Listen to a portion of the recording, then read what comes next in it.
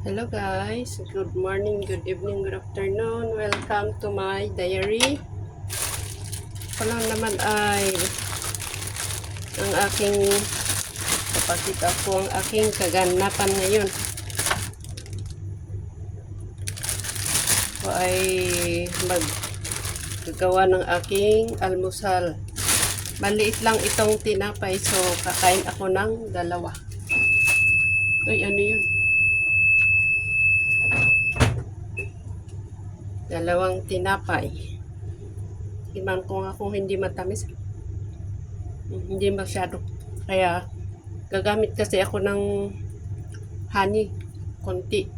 Gaya-gaya na gumagamit ng naglalagay ng honey. Pero actually, hindi ako gumagamit ng honey. Hindi ako masyado.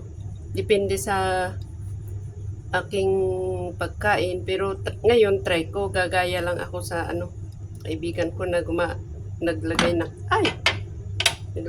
honey. Pero bago natin lagyan ng honey, so muna ako ng aking green tea. Walang kalagay na green tea. Meron pero malilit, hindi mabasa. Green tea. Para ready to drink. Yan. Hatiin lang ng half. Tapos, yan. Ayaw ko kasing durugin itong aking avocado kasi ayaw ko yung, depende kasi yung pagkain na pwede kong durugin. Pwede yung, may pagkain kasi na ayaw kong durugin. Depende sa Yan. Tapos, lagyan ko ng ay! Naku, ang dami. Ano ba yan? Ay, hindi naman siguro masyado. Ay naman. Hindi ko na lang lagyan yung isang para balance. Yan. Tikman nga natin.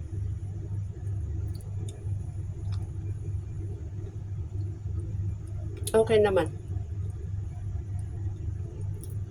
Okay naman din. It's also good.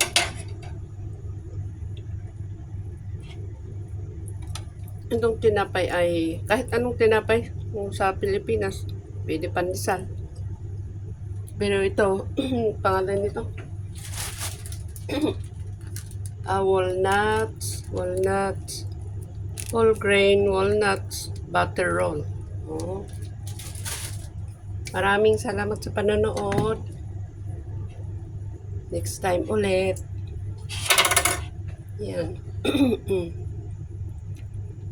Wala pang 3 minutes ito.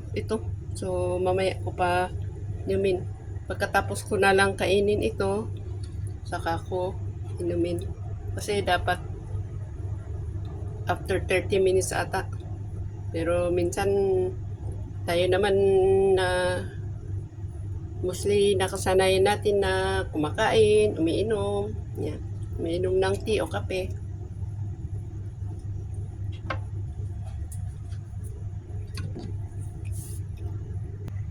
Maraming salamat sa inyong suporta. Thank you so much. Kain na po tayo. Nagpasalamat na po ako kanina. Thank you so much.